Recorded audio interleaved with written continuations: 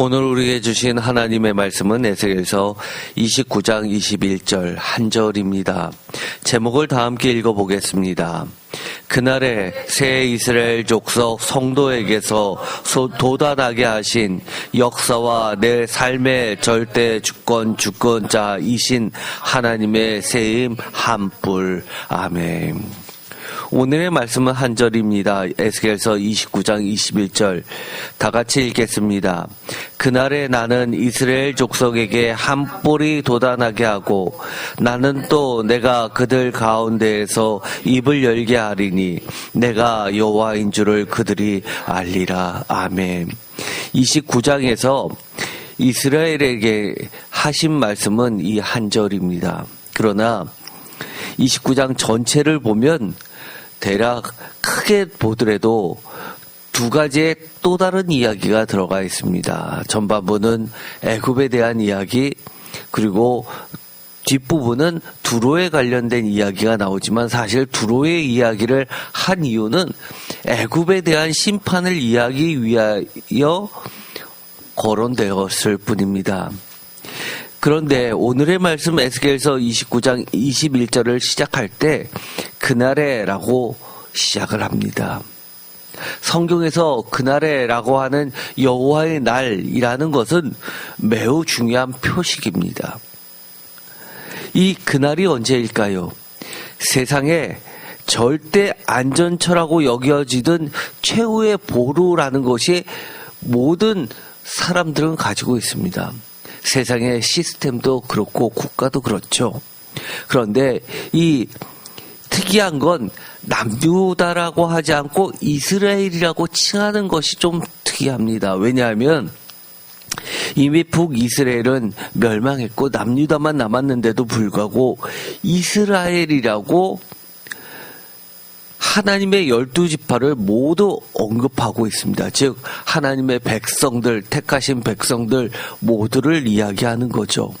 이들이 갖고 있었던 절대 안전처라고 여겨졌던 최후의 보루, 그것이 바로 애굽이었는데 애굽마저도 무너지는 때를 이야기하고 있습니다. 많은 사람들이 이스라엘은 출애굽해서 애굽으로부터 종살이로부터 나왔으니까 애굽을 싫어할 거 아니에요 라고 이야기할지 모르지만 사실은 우리가 일제시대를 겪었던 것처럼 애굽을 생각하는 것은 잘 맞지 않는 것 같습니다. 구약 성서학자들일수록 크게 보는 사람들일수록 사실 그렇게 생각합니다. 왜냐하면 출애굽을 하고 그리고 광야에서 먹을 것이 없고 마실 게 없을 때 그들이 불평했던 것이 그래도 애굽에서는 고기도 먹지 않았느냐라고 이야기를 합니다.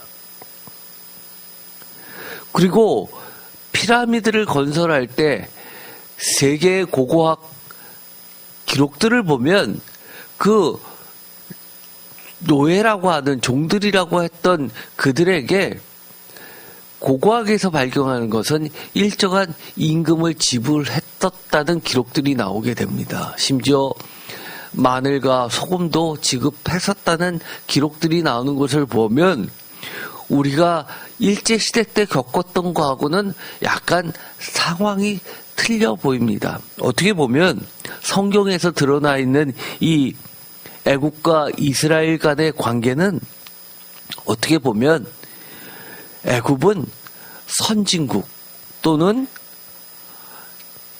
자신들이 어려울 때 기댈 수 있는 안전처라는 개념이 있었던 것 같습니다. 그래서 아브라함도 그랬고 그리고 그 아들 이삭일 때도 가나안 땅에 가뭄이 심하게 들었을 때 그들이 갔었던 식량을 구하기 위해서 이주를 했었던 것도 애굽입니다. 뿐만이 아니라 이 야곱도 식량을 구하기 위해서 자식들을 보냈던 것도 애굽입니다. 그리고 열왕기 상하를 보더라도 많은 어려움이 있었을 때 쉽게 말해서 갈대아 또는 아수르 또는 바벨론 이런 곳에 침략을 받을 때는 애굽의 군사적 힘을 의지했었던 여러 가지 모습들이 성경에 기록되어 있는 것을 보아서는 단순히 식민지 시대를 상정하는 그런 관계는 아닌 듯합니다. 어떻게 보면 적나라하게 의지했었던 관계, 의지라는 게 뭡니까? 어떻게 보면 신앙의 대상이기도 했었다는 겁니다. 그런데 그 애굽만 해도 무너지는 그날이라는 겁니다. 애굽이 무너지면 이스라엘은, 남유다는 멀쩡할까요? 큰 게 무너지면 작은 거는 휩쓸려 가게 되어 있는 겁니다. 사실 이 에스겔서 29장을 보면 애굽에 대한 커다란 7개의 신탁 중에서 첫 번째 단락에 해당됩니다. 29장 1절에서 16절까지 첫 번째, 29장 17절에서 21절, 30장 1절에서 19절, 30장 20절에서 26절, 31장 1절에서 18절, 32장 1절에서 16절, 32장 17절에서 32절까지 나오는 총 7개의 애굽에 관한 신탁, 하나님의 예언에 대한 애굽 멸망, 애굽 심판에 관련된 이야기 중에서 첫 번째에 들어가 있는 단락입니다.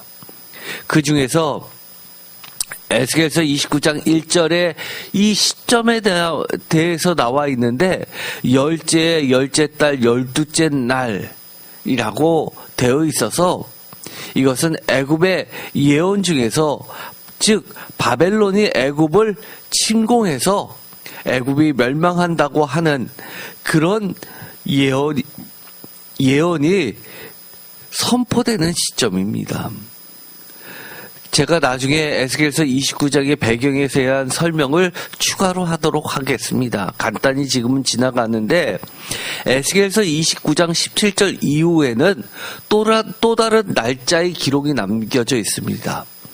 27째 해 첫째 달 초하루라고 해서 이것은 주로 두로에 대한 바벨론의 침공 예언 가운데 놓여져 있는데, 사실 이것에도 애굽에 대한 이야기도 들어가 있습니다.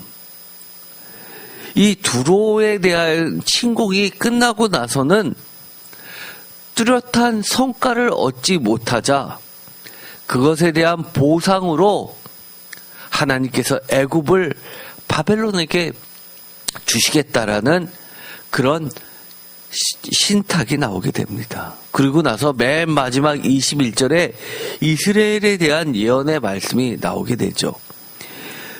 이 크게 29장의 이 애굽에 대한 이야기, 두로에 대한 이야기와는 사뭇 다르게 한 절이지만 21절에 이스라엘에 대한 예언의 말씀은 무척이나 다릅니다.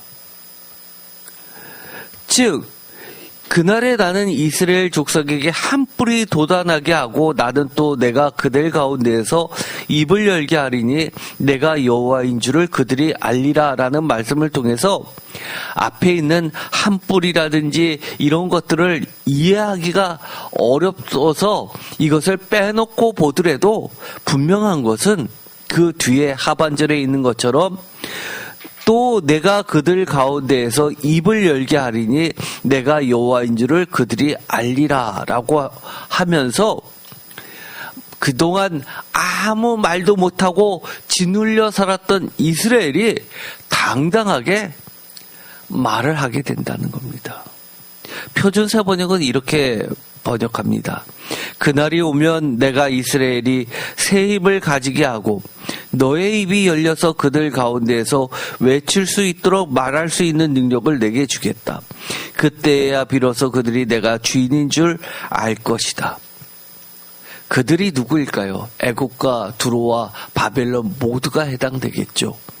그 핵심은 이스라엘입니다. 이스라엘에게도 마찬가지로 여호와가 주인이라는 것을 알고 있음에도 불구하고 명확하지 않았습니다. 그런데 여호와가 주인이라고 인정하지 않았던 애굽이나 바벨론 두로조차도 역사의 주관자는 하나님이시구나 라는 것을 인정하게 된다는 겁니다. 어떻게 해요? 아무 힘도 없었던 자기네들의 붙어야지만 살 수 있는 기생충 같았던 이 이스라엘이 이제는 거꾸로 당당하게 호령자가 된다는 겁니다. 무엇을 믿고요? 하나님이 계시기 때문에요. 우리가 인생을 살면서 어떤가요?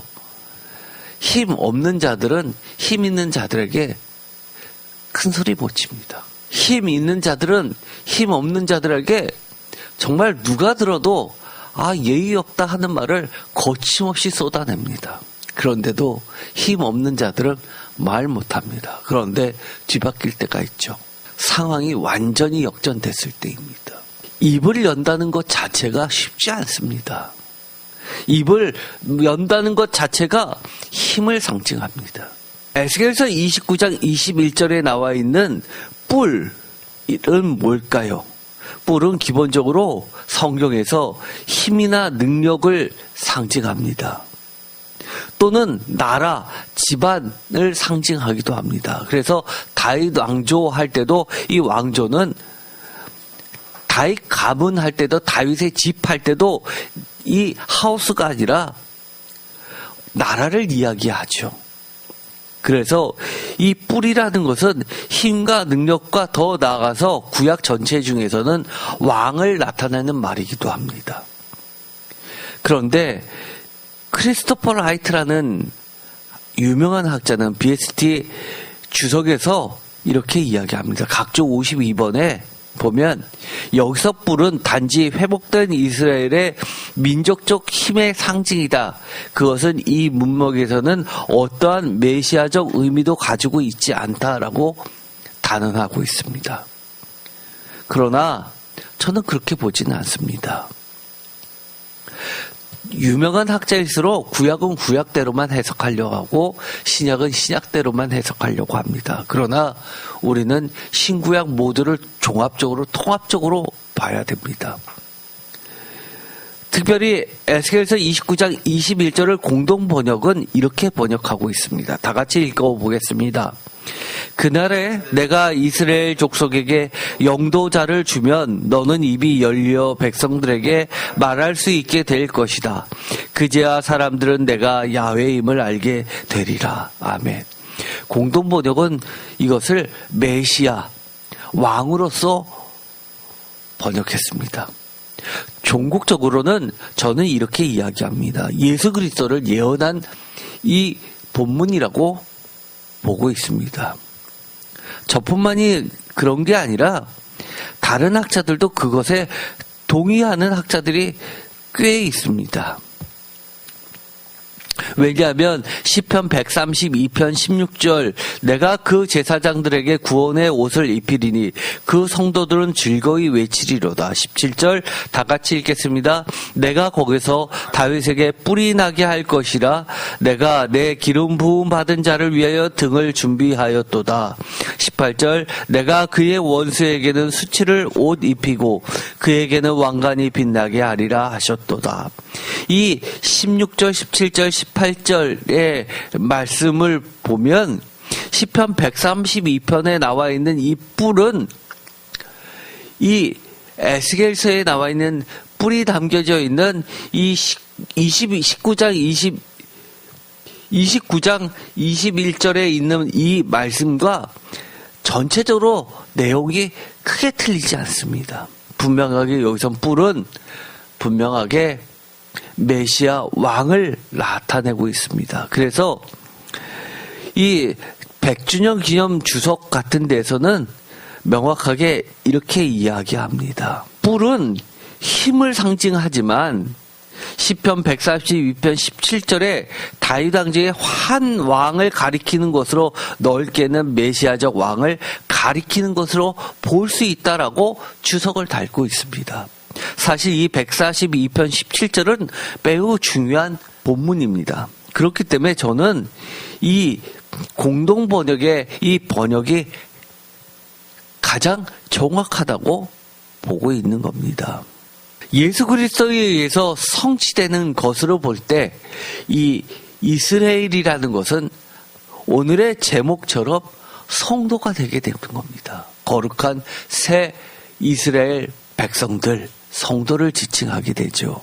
이 역사적 배경들에 대해서는 제가 블로그에다가 다 주석의 본문들을 올려놨습니다. 참조해서 보시기 바랍니다. 여기에서는 특별하게 하나하나 읽지는 않겠습니다.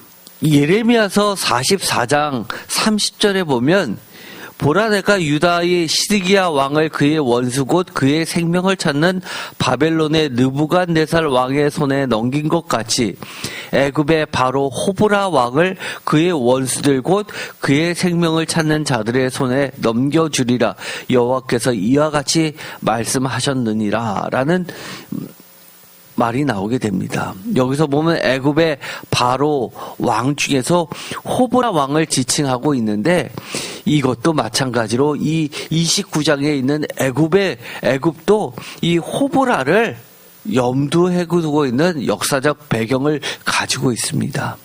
이 호브라는 주전 588년에서 569년 또는 567년에 있었던 왕인데 이 호브라의 도전에 대해서 느부갓네살 왕이 애굽을 치러 가기 전에 중간에 걸림돌이 됐던 이 시돈을 공격했었고 이 시돈을 공격하고 획득한 이후에 그것을 기반으로 발판으로 해서 애굽까지 쳐 내려갈 것을 생각했었던 겁니다. 그런데 실제로 이 두로와 시돈은 만만치 않았습니다. 결국 뚜렷할 만한 승산을 얻지 못하고 나서 중간에 이 예루살렘을 거치면서 예루살렘을 포위하게 됩니다.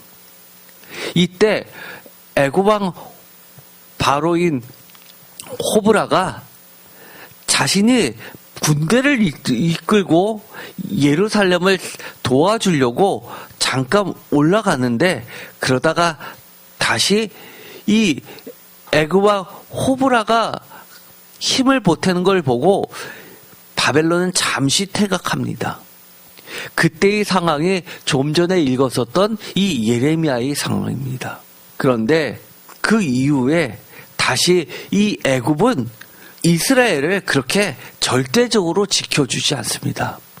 아주 최소한적으로 마치 절대적으로 지켜줄 것처럼 하면서 이 이스라엘의 왕들을 자기들이 입맛에 맞는 왕들을 갈아치우면서 적정한 선을 유지했던 겁니다. 쉽게 말해서 큰 힘 빼지 않으면서 애굽은 애굽 나름대로 자신들의 안전을 지키면서 중간 완충지대 성격으로서 이 남유다를 이용했었던 겁니다. 에스겔서 29장 17절 이후에 나와 있는 27째 해 첫째 달 초하루라고 하는 것은 두로에 대한 바벨론의 침공 예언 가운데 있었던 사건입니다. 거센 바벨론의 물결이 얼마나 거센지를 드러내나 최종 예언 목적은 바벨론조차도 하나님의 주권 아래에 있음을 설명하는 그런 신탁의 내용입니다. BST 주석에 보면 이렇게 되어 있습니다. 이 특별히 에스겔서 29장 17절에서 21절까지의 이 예언은 에스겔에 기록된 예언 중에서 가장 최후의 것으로 보고 있습니다. 날짜가 주전 571년 4월 26일로 기록되어 있는데 이것은 에스겔서 40장에서 48장, 제가 이것은 부록판이라고도 했고 에스겔서 전체의 하이라이트라고도 말씀을 드렸습니다. 이 40장에서 48장에 나오는 위대한 환상, 새 예루살렘 성전이죠. 이 환상이 있은 지 2년 후에 일어난 사건입니다.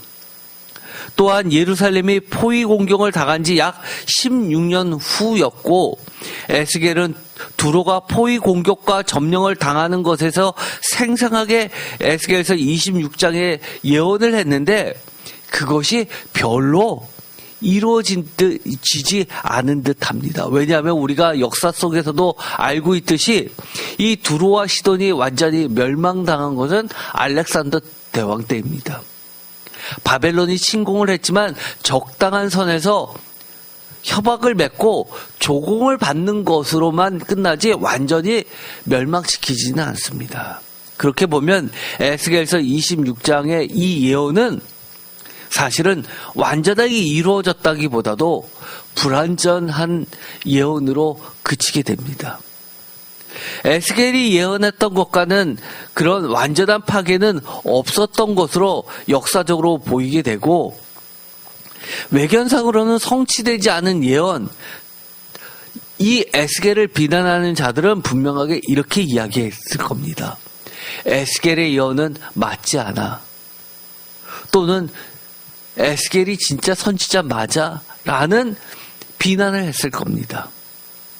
그러한 비난은 에스겔 서에 보면 한 번 이상 일어났었던 것으로 보이게 됩니다. 그러나 이것이 이루어지지 않았다고, 또는 불완전하게 예언이 성취되었다고 하나님의 예언이 잘못되느냐? 그렇지 않다는 것을 에스겔서는 명확하게 합니다. 왜냐하면 하나님의 예언 선포도 이 예언을 조종하면서 하나님 자신은 자신이 하신 말씀에 대해서 자유롭게 행하실 수 있는 그런 역사의 절대 주권, 주관자라는 것을 보여주는 확실한 사건입니다. 그러면서 이 에스겔서 29장 17절에서 20절까지의 변경된 예언, 두로와 시돈에 대해서는 완전한 멸망은 아니지만 그것에 대한 보상으로서 애굽에 대한 멸망을 다시금 추가적으로 에스겔이 예언하게끔 하신 것은 이스라엘을 위한 하나님의 선한 계획이 있었다는 겁니다. 에스겔이 참된 선지자임을 입증해 주면서 첫 번째 사람들이 비난했던 것과 같이 실패한 예언이라고 하지만 그것이 실패한 것이 아니라 에스겔은 여전히 하나님의 진정한 종임을 확신해 주고 있다는 겁니다. 그러면서 중요한 것은 예언이 문자 그대로 재빨리 실현되지 않았다고 해서 그 예언을 구체적으로 표현하고 있는 예언의 말이 진정성이라든지 적정성을 잃어버렸다는 것을 의미하는 것은 아니라는 것을 보여주는 가장 대표적인 거라는 겁니다. 그것이 다른 성경에 아주 중요한 주제로 드러나 있는 게 있죠. 대표적인 게 뭡니까? 요나서입니다. 니느웨 멸망 사건입니다.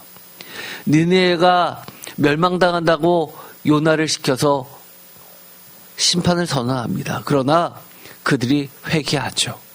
그러자 심판을 하나님은 거두십니다.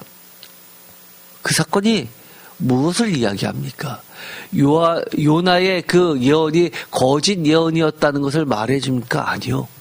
역사의 주관자이신 하나님은 자유롭게 선택하시고 하나님의 목적은 살리시고 구원시키시는 데 있다는 것을 보여주는 겁니다. 언제나 예언은 조건적입니다. 그들이 예언을 듣고 하나님께 돌아오고 나아오면 언제든지 하나님은 은혜롭고 자비로워서 다시금 그들에게 기회를 제공해 주고 있다는 겁니다. 조건적 예언 속에 있는 하나님의 자유로운 절대 주권의 역사의 주관자이신 하나님을 드러낸 것이라는 겁니다. 이것은 우리에게도 매우 중요한 사건입니다. 에스겔서 12장 22절에 보면 분명히 사람들은 이렇게 이야기합니다. 인자야 이스라엘 땅에서 이르기를, 에스겔서 12장 22절입니다. 날이 더디고 모든 묵시가 사라지리라 하는 너희의 속담이 어찌 됨이냐라는 말을 통해서 사람들은 에스겔에게 여러 가지 예언 중에서 이루어지지 않자 날이 더디고 모든 묵시가 사라졌지 않냐라고 에스겔을 비난했던 겁니다. 조롱했던 겁니다. 또 에스겔서 12장 27절에 보면 인자야 이스라엘 족속의 말이 그가 보는 묵시는 여러 날 후의 일이라 그가 멀리 있을 때에 대하여 예언하였다 하느니라. 즉 지금 당장 이루어지지도 않잖냐. 너는 한참 후의 것만 예언한다라고 너가 아무리 떠들어도 하나님의 말씀이라고 해도 지금 당장 우리하고는 관계가 없지 않느냐라는 이야기를 했었다는 것을 보여줍니다. 이것은 예언의 미성치입니까? 아닙니다. 하나님은 여전히 자유롭게 하나님의 절대 주권 속에서 결정하시는 역사의 주관자 하나님이심을 이야기합니다. 역사의 주관자는 하나님이라는 것을 명확하게 해주는 겁니다.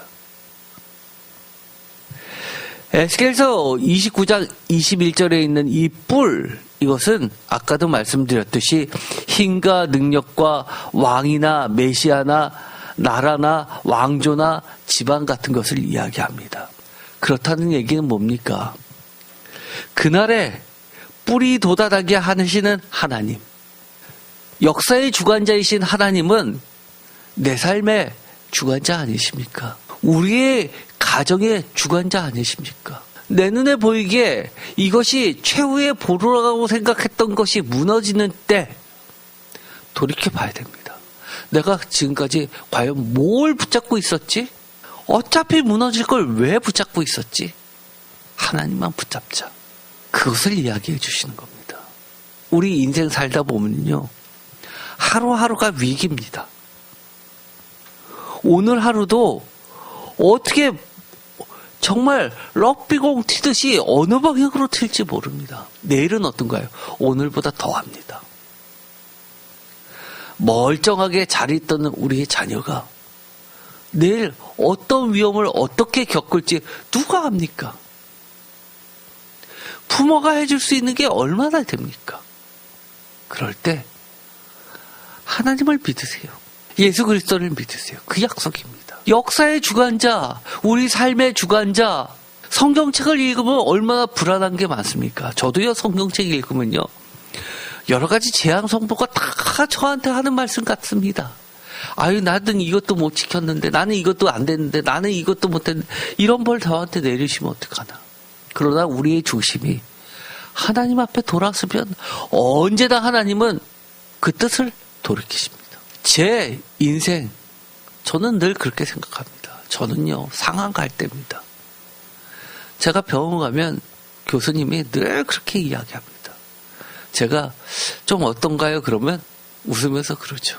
오늘 당장 쓰러져도 전혀 이상하지 않은 환자입니다. 자기가 맡은 환자 중에서 탑3 중에 하나입니다. 살아있는 것 자체가 기적입니다. 여러분들 이런 소리 들을 때 하나님 믿지 마세요. 미리미리 예수님 의지하시면서 하십시오. 신명기 33장 16절 땅의 선물과 거기 충만한 것과 가시떨기 나무 가운데 계시던 이의 은혜로 말미암아 복이 요셉의 머리에 그의 형제 중 구별한 자의 정수리에 임할지로다.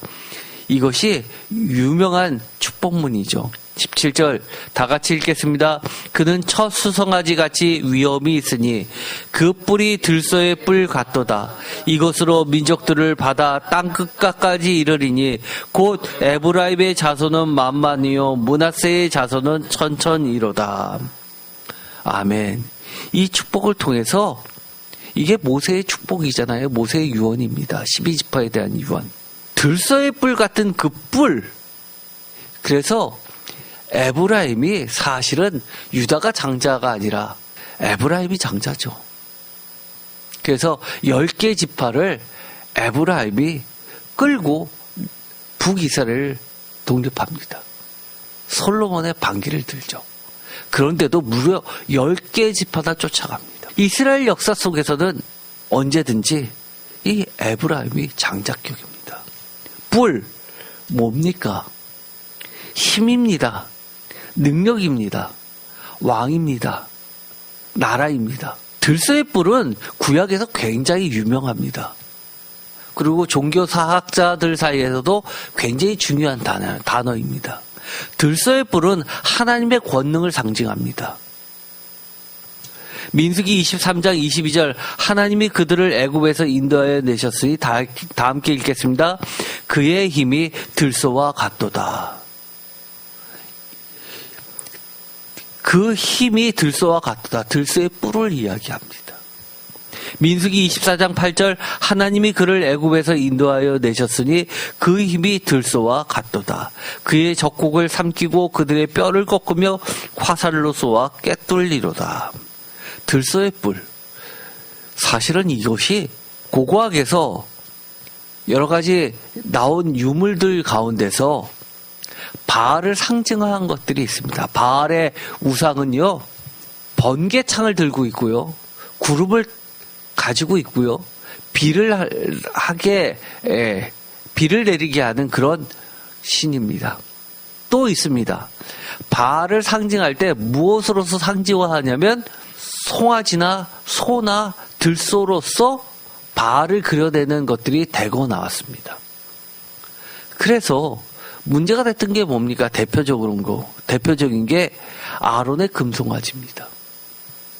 아론의 금송아지는 이것이 너희가 섬기는 야훼의 신이다, 여호와다라고 이야기할 때 모든 사람들이 춤추면서 기쁜 마음으로 섬길 수 있었던 것은 그 땅에 이 바알 신하고 너무나 익숙해서 거부 반응이 없었던 겁니다.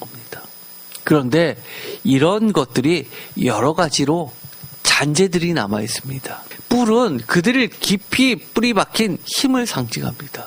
들소의 뿔은 하나님의 권능을 상징합니다. 대표적으로 제단에 보면 이런 것들이 있습니다. 출애굽기에서 뿔을 검색하면 여러 가지가 나오는데요. 출애굽기 27장 2절 그 네 모퉁이 위에 뿔을 만들 때 그 뿔이 그것에 이어지게 하고 그 제단을 놋으로 싸고 놋제단을 이야기하는데 이 네 모퉁이에 뭐가 있습니까? 뿔이 있습니다.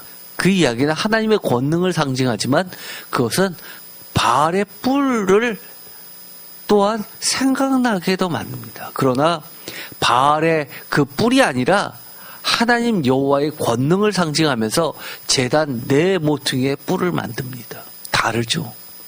그러면서 그 바알의 뿔을 부서뜨립니다. 사형에 처해질 살인죄를 범했습니다. 그런데 이 사람이 의도 없이 죽였는데도 불구하고 죽음을 피해서, 보복을 피해서 성전의 제단뿔을 잡습니다. 도피성에 가서 제단뿔을 붙잡죠. 그러면 어떻게 되나요? 그 사람은 죽음을 면하게 됩니다. 뿔은 하나님의 권능이고 속죄의 힘이고 속죄의 권한과 능력과 주권을 이야기하고 생명의 힘과 기운을 이야기합니다. 생명은 누구한테만 있다는 겁니까? 하나님께만 있다는 겁니다. 이 에스겔서 29장의 이 배경에 대해서는 제가 블로그에다가 주석을 올려놨습니다. 여러분들이 이것을 참조해서 보시기 바랍니다. 좀 내용이 여러 가지가 있는데 여러분들이 그것을 하나하나 보시면 많은 이해가 될 겁니다. 이런 말을 한 게 눈에 띕니다. 하나님의 허락이 없으면 하늘을 나는 참새 한 마리도 결코 땅에 떨어지지 않는다는 예수님의 가르침과 지금 이 에스겔서 29장에 있는 절대 주권의 하나님의 그 예언의 말씀과 다르지 않다고 이야기합니다. 실패한 것이 아니라 절대 주권이 하나님한테 있다는 것을 드러낸 예언이라는 겁니다. 에스겔서 29장 1절 마지막 포위된 얌유다에겐 세상의 절대 안전처라고 여겨졌던 최후의 보로 애굽의 실체가 무너지는 때 이 애굽의 실체를 하나님은 뭐라고 이야기합니까? 이렇게 지적을 합니다. 자기의 강들 가운데 누운 큰 악어라고 1절에서 이야기합니다. 그 큰 악어를 의지해야 되는 것이 아니라 그게 뭐라고 하는 겁니까? 의지하는 자의 손을 찌르는 상한 갈대 지팡이라는 겁니다. 이 상한 갈대 지팡이가 뭡니까? 의지하는 도구죠. 그런데 이 애굽을 의지했다가는 상한 갈대에서 부러지면서 결국 이 붙잡고 있던 손을 오히려 찌르고 상하게 한다는 겁니다. 이것은 이사야서 36장 60절과 열왕기하 18장 21절에 그대로 나오게 됩니다. 히스기야 왕 때의 이야기를 하고 있어요. 그러나 뭐라고 이야기합니까? 이사야 선지자가 하나님만 의지하라고 가르쳐 줍니다. 열왕기하 18장 21절 이제 내가 너를 위하여 저 상한 갈대 지팡이 애굽을 의뢰하도다 애굽을 믿는도다. 사람이 그것을 의지하면 그의 손에 찔려 들어갈지니라. 애굽의 왕 바로는 그에게 의뢰하는 모든 자에게 이와 같으니라. 이사야서 36장 6절 보라 내가 애굽을 믿는도다. 그것은 다 같이 읽겠습니다. 상한 갈대 지팡이와 같은 것이라. 사람이 그것을 의지하면 손에 찔리니 애굽 왕 바로는 그를 믿는 모든 자에게 이와 같으니라. 표준 세번역으로도 읽어보겠습니다. 너는 부러진 갈대의 지팡이 같은 이집트를 의지한다고 하지만 그것을 믿고 붙드는 자는 손만 찔리게 될 것이다. 이집트 왕 바로를 신뢰하는 자는 누구냐? 이와 같이 될 것이다. 아멘. 여러분들은 여러분이 의지하고 붙잡는 게 뭡니까?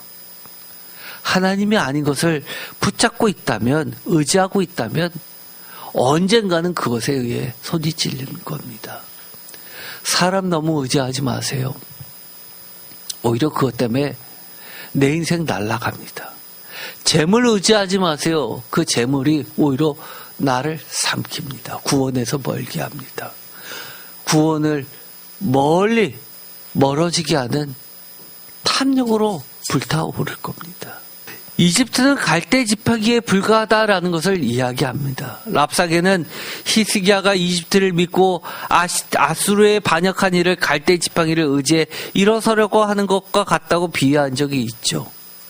이는 의지하는 사람에게 전혀 도움이 되지 않고 그 사람의 손을 벨 뿐이라는 의미를 명확하게 하고 있습니다. 이 부러진 지팡이, 상한 갈대, 지팡이가 뭡니까? 하나님 손에 쥐어지는 지팡이 또는 상한 갈대, 이거는 상한 갈대가 아니죠. 부러진 지팡이가 아니죠. 이 상한 갈대라는 것은 한마디로 이야기하면 기울어진 인생을 이야기합니다. 이사야서 42장 3절, 제가 너무너무 좋아하는 말씀이고 이사야서를 설교할 때도 이 구절을 가지고 저의 간증을 한 적이 있습니다. 3절 다 같이 읽겠습니다. 상한 갈대를 꺾지 아니하며 꺼져가는 등불을 끄지 아니하고 진실로 정의를 실행할 것이며. 세상의 이치는 뭡니까? 상한 갈대는 꺾어버리고 튼튼한 거를 새로 만들죠. 꺼져가는 등불은 끄고 새 심지를 이용하죠. 이것이 세상의 효율이고 원칙입니다. 그런데 하나님은 뭐라고 이야기하십니까? 상한 갈대를 꺾지 아니하고 꺼져가는 등불을 끄지 아니하시면서 진실로 정의를 실행하며 예수 그리스도를 통해서 실현시켜 주십니다. 마태복음 12장 20절 상한 갈대를 꺾지 아니하며 꺼져가는 심지를 끄지 아니하기를 언제까지요? 심판하여 이길 때까지 하리니. 아멘입니다. 저 같은 사람은 세상에서 아무 쓸데기 없는 사람입니다. 5kg 짐도 못 듭니다. 수박 한 덩어리가 8kg 아닙니까? 수박조차 들지 못합니다. 그런데 저 같은 상한 갈대를 꺼져가는 심지를 끄지 않으시고 하나님의 종으로 세워주십니다. 상한 갈대 대보지 않은 사람은 이 말씀 이해 못합니다. 여러분 아직까지도 인생에서 잘 나가십니까? 은퇴하고 나서야 이 말씀이 와 닿으면 그건 너무 늦습니다. 우리 인생이 청년 때라도 이 말씀이 와 닿아야 됩니다. 상한 갈대나 지팡이는 뭘까요? 의지하는 것을 이야기합니다. 의지할 도구, 의지할 재산, 의지할 모든 것들을 상징합니다. 창세기 32장은 호롤 단신을 이야기할 때 지팡이를 말합니다.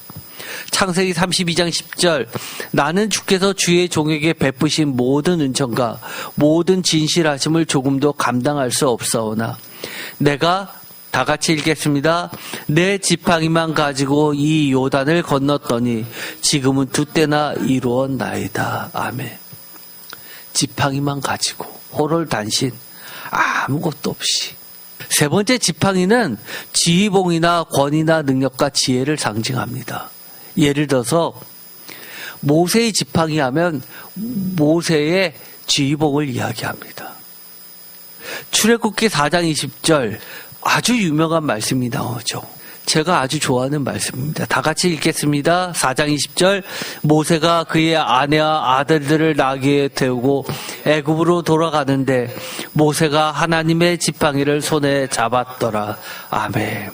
모세가 이집트에서 도망 나왔습니다. 그런데 자기를 죽이려고 하는 자들이 여전히 득실되는데 권력이 있는데 거기를 가족들을 다 데리고 간다? 위험하면 어떻게 합니까? 가족들은 남겨두고 일단 혼자 가서 정리하고 그 다음에 내가 돌아오게 하는 게 순서 아닙니까? 그런데도 그의 아내와 아들들을 나귀에 태우고 애굽으로 돌아갑니다. 왜 그렇게 가능했을까요? 손에 뭐를 잡았죠? 하나님의 지팡이를 손에 잡았습니다. 우리도 하나님의 지팡이를 손에 잡으면 무서운 게 없어집니다. 다 할 수 있죠. 다 갈 수 있습니다. 장애물이 없어집니다. 그런데 이 하나님의 지팡이라는 게 뭘까요? 저는요, 이 출애굽기를 보면은요, 사람들이 출애굽기 하면 제일 먼저 떠오르는 게 뭡니까? 출애굽 사건이죠. 홍해가 갈라지는 사건을 제일 먼저 기억을 합니다. 그 다음에 또 기억하는 것이 있습니다. 십계명도 기억하고요. 성막도 기억합니다. 그런데요, 저는 출애굽기 하면 이것을 놓치면 안 된다고 보는 사람입니다. 출애굽기는 지팡이 이야기입니다. 어떤 지팡이요? 하나님의 지팡이와 사람의 지팡이의 싸움에 대한 이야기입니다. 우리가 무엇을 의지하느냐에 대한 믿음의 대상의 문제인 겁니다. 하나님의 지팡이를 손에 쥐었다라고 하는 이 하나님의 지팡이의 출처가 뭘까요? 출애굽기 4장 2절 여호와께서 그에게 이르시되 내 손에 있는 것이 무엇이냐 그가 이르되 지팡이니이다. 지팡이를 손에 쥐고 목동이니까 양떼를 돌봤습니다. 장인의 양떼를 돌봤습니다. 지팡이를 왜 갖고 있죠? 여러 가지 늑대라든지 곰이라든지 사자가 나오면 양떼를 지키기 위해서 지팡이가 필요합니다. 또 양들이 다른 데를 갈 때 몰기 위해서 지팡이가 필요하죠. 그런데 이 지팡이를요, 평생 자기를 지키는 그리고 양을 돌보는 그런 지팡이를 갖고 있었습니다. 그런데 하나님이 물어보십니다. 근데 그 지팡이를 어떻게 하시냐면 4장 4절에 여호와께서 모세에게 이르시되 내 손을 내밀어 그 꼬리를 잡으라. 그가 손을 내밀어 그것을 잡으니 그의 손에서 지팡이가 된지라. 이게 무슨 말이죠? 4장을 읽으면 그 지팡이를 던지니까 뱀이 되고 꼬리를 잡으니까 다시 지팡이가 됩니다. 뱀을 잡을 때 꼬리를 잡는 사람이 어디 있으니까 머리를 잡지요. 꼬리를 잡으면 그 거꾸로 머리가 뒤로 돌아서면서 독사가 독을 뿜어서 죽게 되죠. 매우 위험한 겁니다. 세상의 이치하고 반대되는 것, 그것을 명령하셨는데 그대로 순종합니다. 이 지팡이가 뭐가 되냐면 바로 하나님의 지팡이가 됩니다. 뱀이었다가 지팡이가 된, 그 전에는 자기가 돌보던 양을 지키는 지팡이였는데 그것이 세상의 지팡이가 아니라 하나님의 지팡이가 돼서 애국으로 가서 그것을 가지고 바로 앞에서 뱀으로 됐다가도 또 지팡이를 들어서 여러 가지 10가지 이적을 베풀고 나중에는 출애굽기 14장 16절에 보면 지팡이를 들고 손을 바다 위로 내밀어 그것이 갈라지게 하는 하나님의 지팡이로 쓰게 됩니다. 그래서 저는 이렇게 이야기합니다. 출애굽기가 뭐냐라고 하면 지팡이 이야기입니다. 무슨 지팡이요? 세상의 지팡이냐 하나님의 지팡이냐를 이야기하는 겁니다. 창세기 49장 10절 규가 유다를 떠나지 아니하며 통치자의 지팡이가 그 발 사이에서 떠나지 아니하기를 실로가 오시기까지 이르니 그에게 모든 백성이 복종하리로다. 유다에 대한 축복문 야곱의 축복이 있죠. 이것 때문에 남유다의 다윗 왕조가 태어났다고 이야기를 합니다. 통치자의 지팡이가 그 발 사이에 떠나지 아니하기를 실로가 오시기까지. 이것도 제가 설교한 적이 있습니다. 실로가 오시기까지. 이것은 예수 그리스도에 의해서 성취되었다고 하죠. 이 지팡이는 결국 예수 그리스도 메시아를 상징합니다. 또 나라의 힘을 이야기할 때도 쓰이는데요. 대표적으로 예레미야서 48장 25절 모압의 뿔이 잘렸고 그 팔이 부러졌도다 여호와의 말씀입니다. 뿔이 잘렸다. 나라가 멸망했다는 이야기죠. 시편 22편 21절 나를 사자의 입에서 구하소서 주께서 내게 응답하시고 들소의 뿔에서 구원하셨나이다. 들소의 뿔 힘을 상징하죠. 시편 75편 4절 내가 오만한 자에게 오만하게 행하지 말라 하며 악인들에게 뿔을 들지 말라 하라. 이것도 힘을 상징하죠. 시편 75편 6절 너희 뿔을 높이 들지 말고 교만한 목으로 말하지 말지어다. 우리의 뿔이 뭡니까? 우리의 지팡이가 뭡니까? 그거 하나님 앞에서 대들지 마십시오. 시편 75편 10절 또 악인들의 뿔을 다 베고 의인의 뿔은 높이 들리려다. 의인들의 뿔을 높이시는 분도 하나님이십니다. 결론을 말씀해 드리도록 하겠습니다.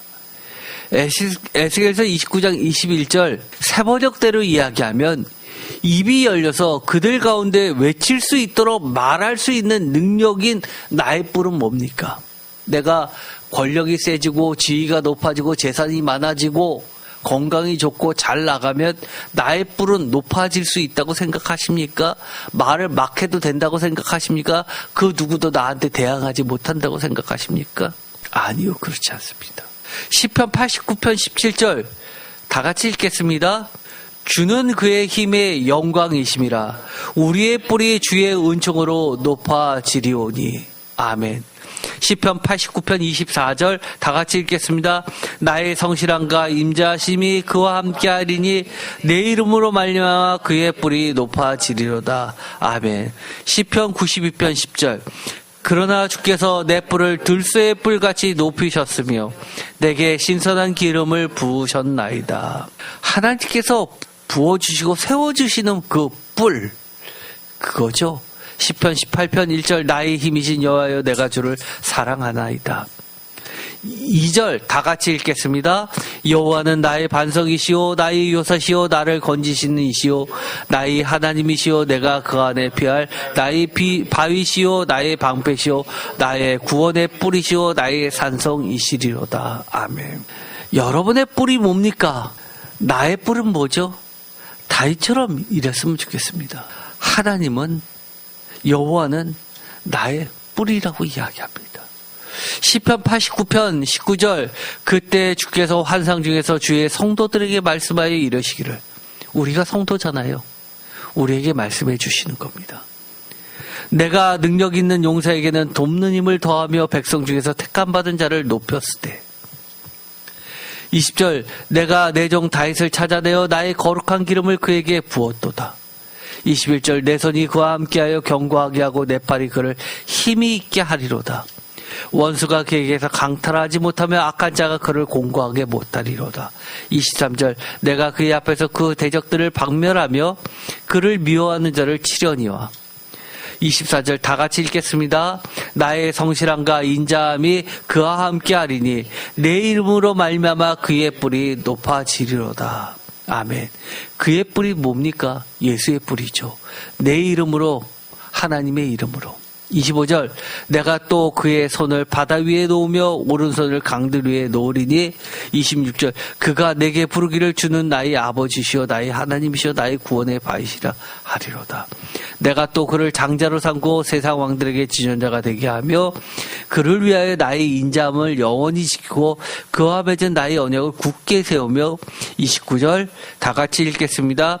또 그의 후손을 영구하게 하여 그의 왕위를 하늘의 날과 같게 하리로다. 아멘. 우리가 예수 그리스도를 의지하면 결국 어떻게 하시는 겁니다. 어떻게 하시겠다는 거예요?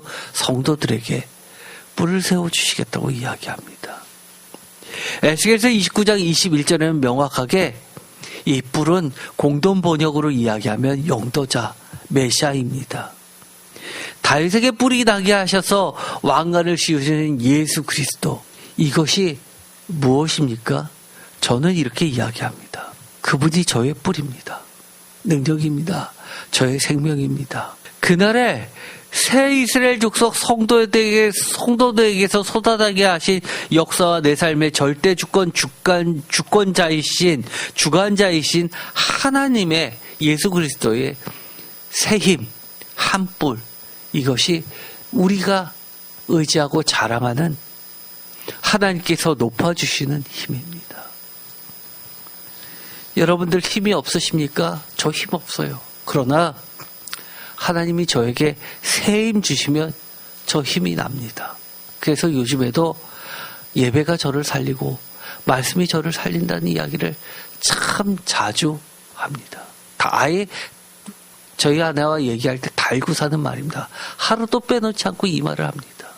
여러분도 그랬으면 좋겠습니다.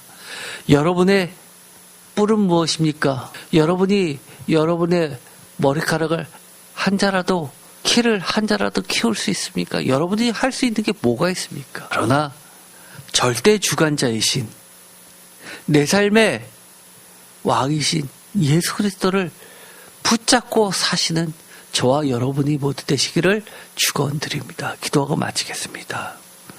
하나님, 저는 상한 갈대 지팡입니다. 그러나 상한 갈대를 꺾지 않으시고 꺼져가는 심지를 끄지 않으시고 세상의 모든 절대 힘이라고 자랑하는 것들이 무너지는 그날 하나님께서는 하나님의 백성 이스라엘에게 새 이스라엘에게 성도에게 우리에게 약속해 주셨습니다. 하나님께서 예수 그리스도를 통해서 우리의 뿔을 높여 주신다고 말씀하셨습니다. 영원한 뿔 예수 그리스도를 통해서 하나님의 백성들도 높여주시고 세워주시다고 말씀하셨습니다. 영원한 왕이신 절대 의지할 대상인 예수 그리스도만을 의지하며 살게 하여 주시옵소서.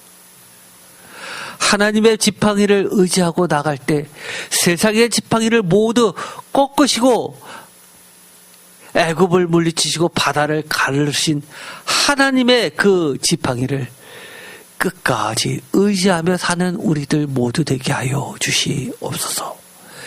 예수 그리스도의 이름으로 기도드립니다.